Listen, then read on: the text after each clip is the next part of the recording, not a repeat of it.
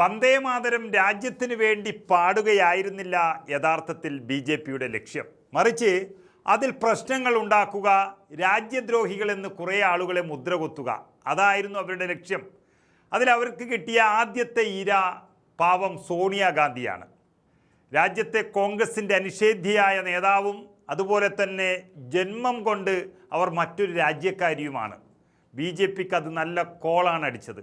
അപ്പോൾ അവരെ ഉപദ്രവിക്കുന്നതിലൂടെ ഈ രാജ്യസ്നേഹത്തെക്കുറിച്ചും പറയാം, ഒപ്പം തന്നെ കോൺഗ്രസിനെ ഒന്ന് താറടിച്ച് കാണിക്കുകയും ചെയ്യാം എന്ന വളരെ വൃത്തികെട്ടൊരു നീക്കമായിരുന്നു BJP നടത്തിയത്. എന്നാൽ സോണിയാഗാന്ധിക്ക് രാജ്യത്ത് പിന്തുണ കൂടിക്കൂടി വരികയാണ്.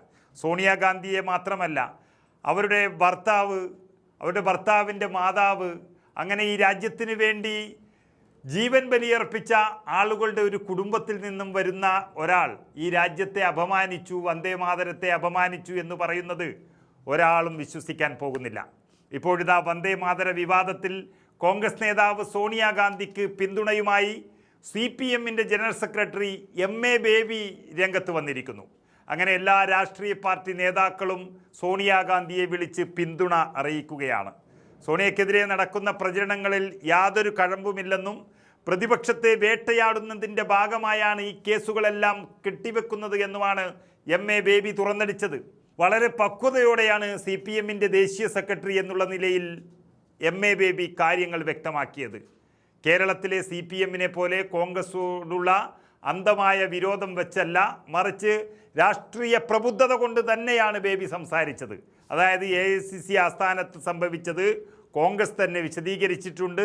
വലിയ പ്രതിഷേധമാണ് സോണിയാഗാന്ധിക്കെതിരെ നടക്കുന്നത്, പക്ഷേ ശക്തമായ പിന്തുണ അറിയിക്കുന്നു എന്നാണ് അദ്ദേഹം വ്യക്തമാക്കിയത്. വന്ദേമാതരത്തെ അപമാനിച്ചെന്ന് ആരോപിച്ച് യുവമോർച്ച ഹൈദരാബാദിൽ പ്രതിഷേധം സംഘടിപ്പിച്ചു. അതിനിടയിൽ വന്ദേമാതരത്തെ അപമാനിച്ചു എന്നാരോപിച്ചുകൊണ്ട് യുവമോർച്ചയും BJPയും പലയിടങ്ങളിലും പ്രതിഷേധം നടത്തി വരികയാണിപ്പോൾ. അത് രാജ്യവ്യാപകമായി കത്തിക്കുന്നതിൻ്റെ ഭാഗമായിട്ടാണ് BJP ഇത്തൊരു നീക്കത്തിലേക്ക് കടന്നിരിക്കുന്നത്. വന്ദേമാതരത്തെ അപമാനിച്ചു എന്ന പരാതിയിൽ സോണിയാഗാന്ധിക്കെതിരെ ഈ വയസ്സിലും അന്വേഷണം ആരംഭിച്ചു. അതുപോലെ കേസുകൾ പലയിടത്തും കൊടുത്തുകൊണ്ടിരിക്കുകയാണ്. BJPയുടെ പരാതിയിൽ ഡൽഹി പോലീസാണ് ഇപ്പോൾ അന്വേഷണം ആരംഭിച്ചിരിക്കുന്നത്. നിയമലംഘനം നടന്നിട്ടുണ്ടോ എന്നുള്ളത് പോലീസ് അന്വേഷിക്കും. രാഹുൽ ഗാന്ധിക്കും സോണിയാഗാന്ധിക്കുമെതിരെ പ്രതിഷേധം ശക്തമാക്കാനാണ് ഇതിലൂടെ BJP ശ്രമിച്ചുകൊണ്ടിരിക്കുന്നത്. യഥാർത്ഥ വസ്തുത മറ്റൊന്ന് എന്നിരിക്കെ അനാവശ്യമായി രാജ്യദ്രോഹികൾ എന്ന് വിളിച്ചു പറയാൻ BJP മെനഞ്ഞെടുക്കുന്ന ഓരോ രാഷ്ട്രീയ കുതന്ത്രങ്ങൾ മാത്രമാണ് ഇതൊക്കെ. രാജ്യത്തിൻ്റെ വിവിധ ഭാഗങ്ങളിൽ ഇന്ന് കൂടുതൽ പരാതികളാണ് ഇങ്ങനെ വന്നുകൊണ്ടിരിക്കുന്നത്.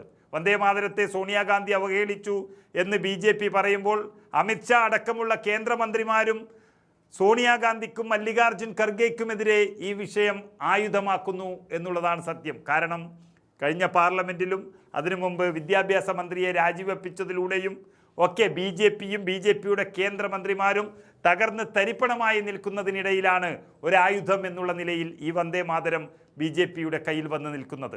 പരാതികൾ വന്നുകൊണ്ടിരിക്കുന്ന സോണിയാഗാന്ധിക്കെതിരെ ഇപ്പോൾ മംഗളൂരുവിലെ ഉറുവ പോലീസ് സ്റ്റേഷനിൽ ആദ്യ പരാതി ലഭിച്ചു.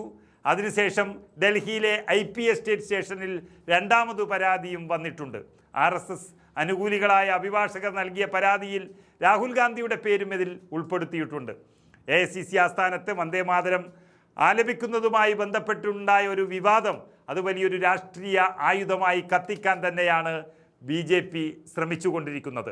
വിവാദത്തിൽ കോൺഗ്രസ് ഹൈക്കമാൻഡ് ശക്തമായ നടപടിക്ക് ഒരുങ്ങുന്നതായും സൂചന ലഭിക്കുന്നുണ്ട്. തടസ്സപ്പെടുത്തിയ ആൾക്കെതിരെ നടപടിയെടുക്കാൻ ചങ്കൂറ്റമുണ്ടെങ്കിൽ എടുക്കട്ടെ എന്ന് കോൺഗ്രസും വ്യക്തമാക്കിയതോടെ കാര്യങ്ങൾ വലിയ പോരാട്ടത്തിലേക്ക് നീങ്ങുകയാണ്.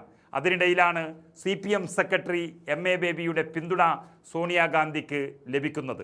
അതുപോലെ തന്നെ രാജ്യത്തെ വിവിധ രാഷ്ട്രീയ പാർട്ടികളുടെ പിന്തുണയും സോണിയാഗാന്ധിക്ക് ലഭിക്കുമ്പോൾ ഇത് മറ്റൊരു NDA ഇന്ത്യ മുന്നണി പോരാട്ടത്തിലേക്ക് തന്നെ വഴി തുറക്കുകയാണ്.